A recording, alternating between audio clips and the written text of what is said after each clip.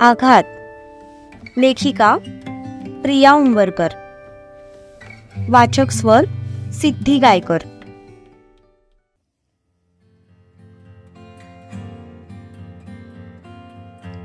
तिच्यावर एक टक नजर रोखत तो तिच्या जवळ जात होता. तसं तिच्या हृदयाची धडधड वाढत होती. तिने हाताच्या मुठीत साडीचा पदर घट्ट धरून ठेवला. त्याच्याकडे नजर वर करून बघण्याचीही तिची हिंमत होत नव्हती.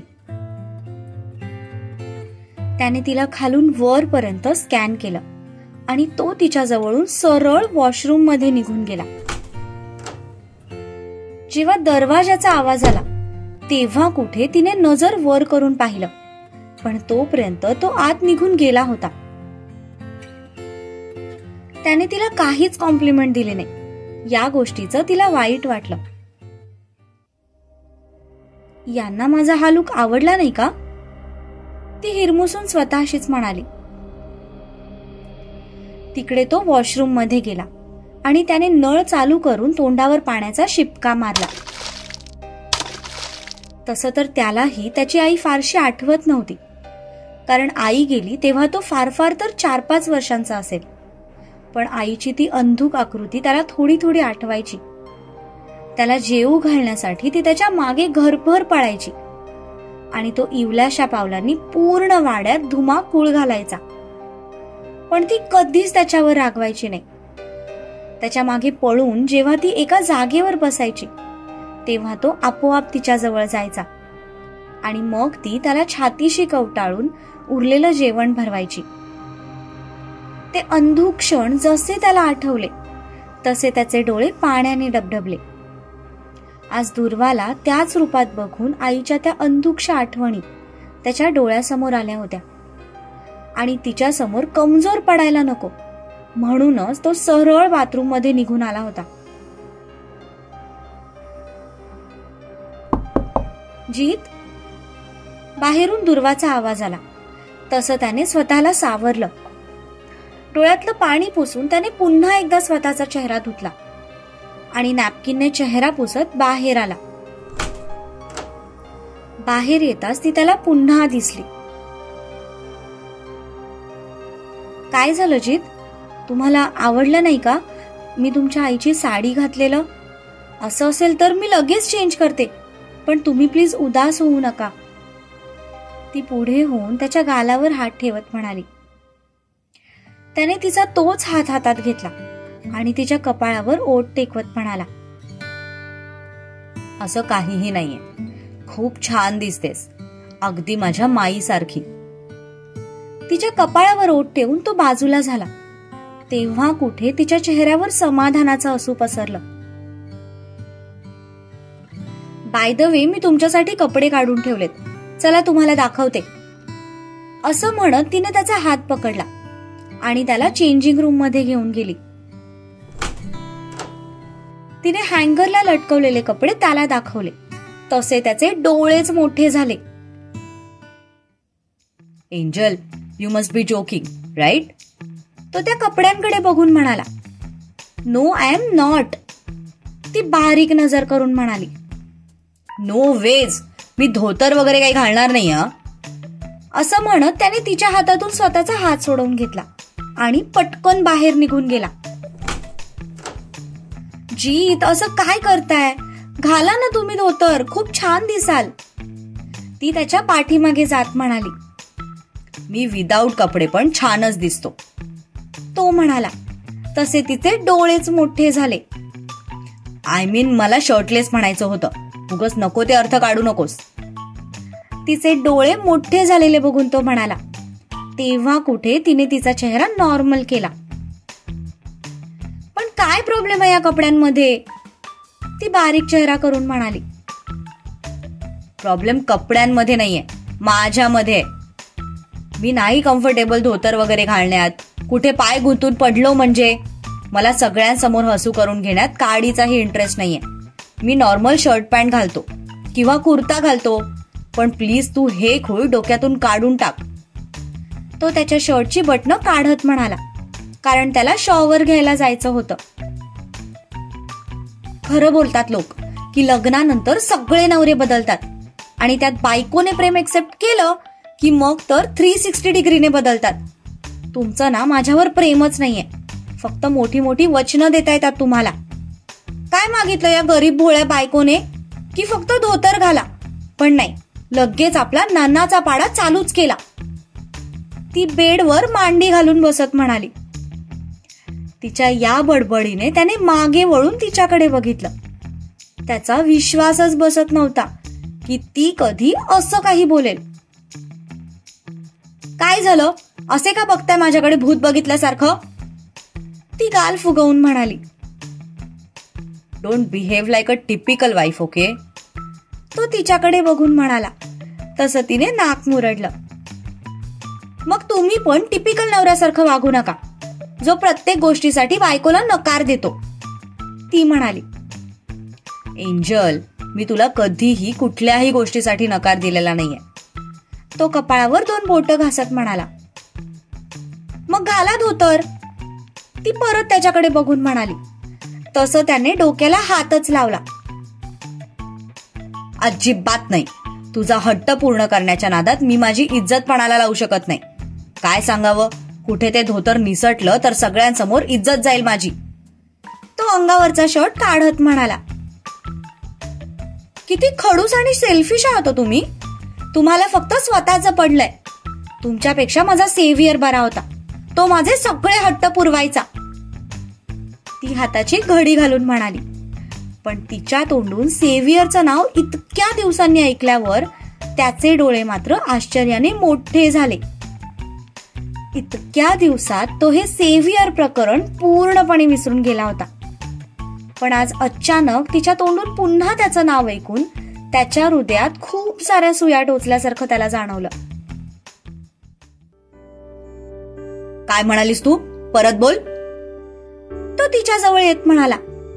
पण जेव्हा तिने नजर वर करून पाहिलं तेव्हा आता डोळे मोठे करायची वेळ तिची होती, कारण तो तिच्या समोर शर्टलेस उभा होता. तिने एक आवंढा गिळत त्याच्याकडे पाहिलं. ती नजर बाजूला करण्याचा प्रयत्न करत होती, पण ते तिला जमत नव्हतं. राहून राहून तिची नजर त्याच्यावरच जात होती. दुर्वा, मी काहीतरी विचारतोय तुला, तो रागात तिच्याकडे बघत म्हणाला.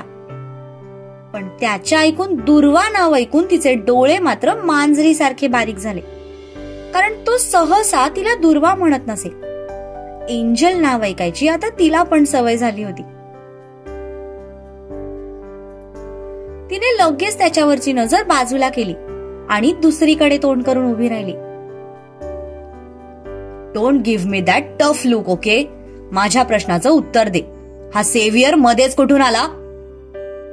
तो तिच्या हाताला पकडून तिला मागे फिरवत म्हणाला. तशी ती त्याच्या उघड्या छातीवर आदळली गेली आणि तिचे हात त्याच्या छातीवर विसावले. त्याच्या उघड्या अंगाचा स्पर्श होताच तिच्या पोटातल्या फुलपाखरांनी गरबा करायला सुरुवात केली. दुर्वा, मी काहीतरी विचारतोय तुला, तो तिच्या डोळ्यात बघत म्हणाला.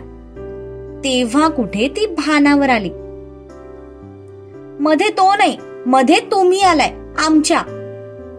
तिने कसं बस त्याच्या डोळ्यात बघून उत्तर दिलं, पण हे ऐकून त्याच्या हातांच्या नसा मात्र लगेच फुगल्या.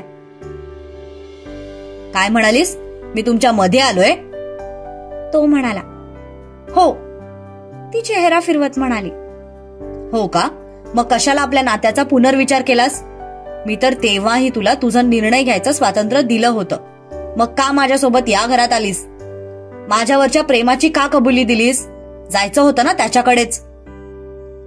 तो तिला जवळ ओढत तिच्या एकदम जवळ चेहरा घेऊन जात म्हणाला.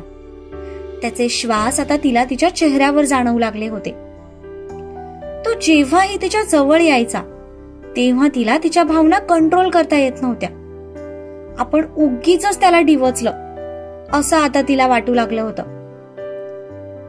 पण आता तिलाही त्याच्या जेलसीची मजा वाटू लागली होती.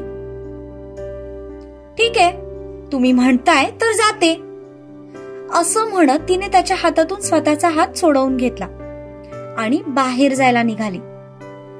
तितक्यात त्याने तिच्या हाताला पकडून तिला मागे घेतलं आणि बेडवर ढकललं. त्याच्या अनपेक्षित धक्क्याने ती जोरात खाली पडली, पण सावरून उठायच्या आत तो तिच्या अंगावर आला आणि तिचे दोन्ही हात घट्ट दाबत एकदम तिच्या चेहऱ्यासमोर चेहरा आणत म्हणाला,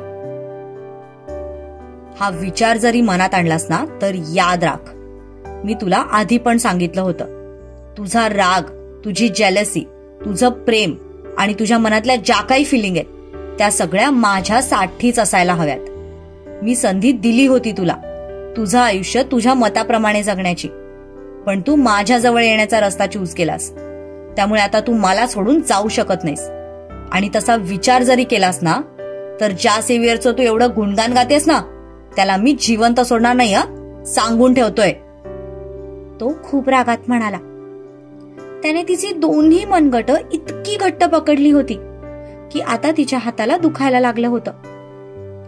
पण ज्या इंटेन्सिटीने तो बोलत होता ते बघून त्या वेदनाही तिला आता जाणवत नव्हत्या. तो तिच्या बाबतीत किती पॉझिटिव्ह आहे हे ती आज पहिल्यांदा अनुभवत होती. आणि खरं सांगायचं तर ते बघून तिला खूप भारीवाली फिलिंग येत होती. एका क्षणासाठी मनात आलं की त्याला सांगून टाकावं की तूच माझा सेव्हियर आहेस, पण आता त्याला जळवायला आणि त्याच्याकडून मनासारखं सगळं करून घ्यायला तिला आयती संधी मिळाली होती, जी ती अशीच थोडी ना सोडणार होती. मिस्टर हजबंड, ऑफिसमध्ये खूप बॉसगिरी दाखवता ना तुम्ही माझ्यावर. आता ही एंजल तुम्हाला तालावर कशी नाचवते ते बघाच. ती त्याच्या निळ्याशार डोळ्यात बघत मनातल्या मनातच म्हणाली, तुझ्याशी बोलतोय मी, घुसतय का काही डोक्यात. तो पण तिच्या काळ्या भोर डोळ्यात बघत म्हणाला, सत्यजित बाजूला व्हा बरं, हात दुखतायत माझे. ती त्याच्याकडे बघत म्हणाली.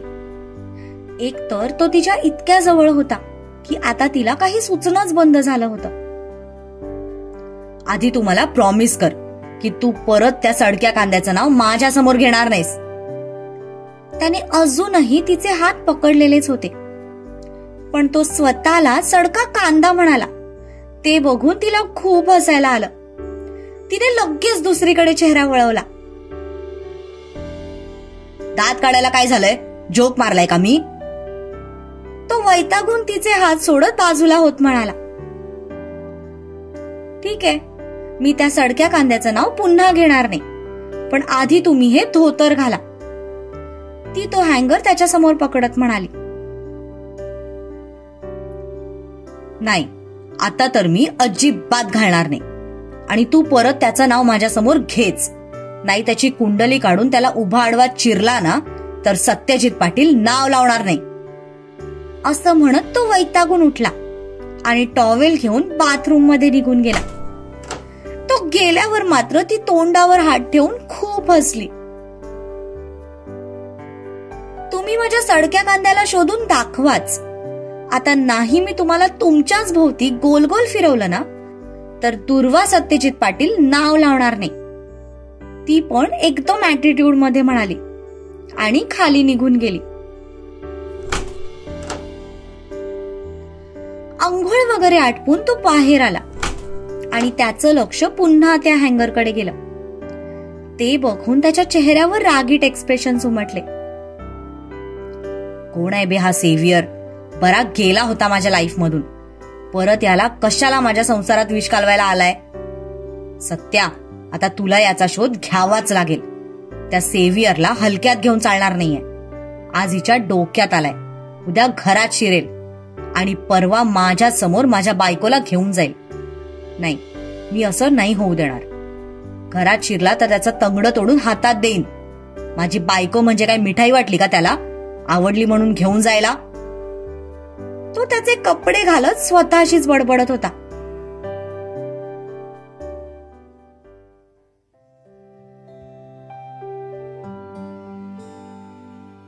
सगळं सामान घेतलं नव? अक्का दुर्वाकडे बघून म्हणाल्या.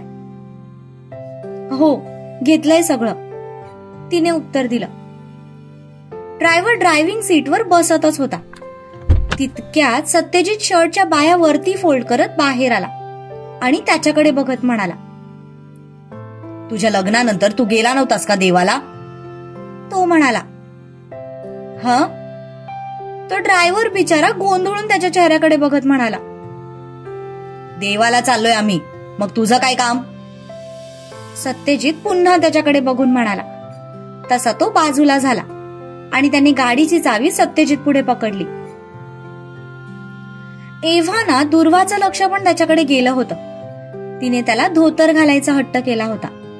ते तर त्याने काही घातलं नव्हतं, पण आज मुद्दामून त्याने एक साधासा व्हाईट शर्ट आणि जीन्स घातली होती. शर्ट इन सुद्धा केली नव्हती. केस पण वाऱ्यामुळे उडत होते, पण त्या साध्या लुकमध्ये सुद्धा तो हँडसमच दिसत होता. इतकं कसं कोणी क्यूट दिसू शकतं? ती त्याच्याकडे बघत मनातच म्हणाली. आता बसतेस का गाडीत की अक्काला घेऊन जाऊ? तो हॉर्न वाजवत म्हणाला. तशी ती दचकली. सुनबाई, अगं हे टमाटर का फुगलंय ग इतकं? अक्का हळूच दुर्वाला म्हणाल्या. तसं तिला परत हसायला आलं. काम जास्त असेल आज, तुम्ही नका काळजी करू, होईल त्यांचा मूड ठीक, ती म्हणाली आणि त्यांचा निरोप घेऊन त्याच्या शेजारी जाऊन बसली. ती बसताच त्याने तिच्या साईडचा दरवाजा लॉक करून घेतला आणि कार स्टार्ट करून ते तिथून निघाले.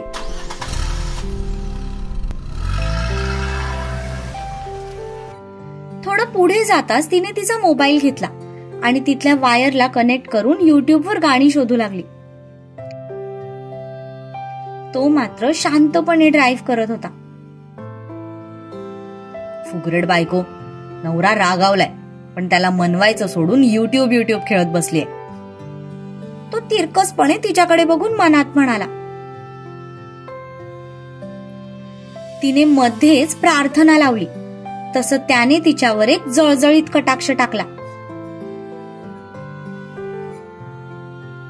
पहिल्यांदा कुठेतरी बाहेर जातोय आणि मॅडम गाणी काय लावतायत? तर हे ईश्वरा सर्वांना चांगली बुद्धी दे. इतका गोड गोरा गोमटा गोंडस नवरा मिळालाय. जरा त्याच्याशी प्रेमाने बोलावं, त्याला जवळ घ्यावं, ते काय नाही, धोतर घाला म्हणून मागे लागली. तो पुन्हा मनातच बडबडू लागला, पण त्याच्या चेहऱ्यावरच्या एक्सप्रेशन्स वरून तो नक्कीच तिच्या विरुद्ध काहीतरी बोलतोय हे तिला कळून चुकलं होतं. पण ती त्याच्या चेहऱ्याचे एक्सप्रेशन्स एन्जॉय करत होती.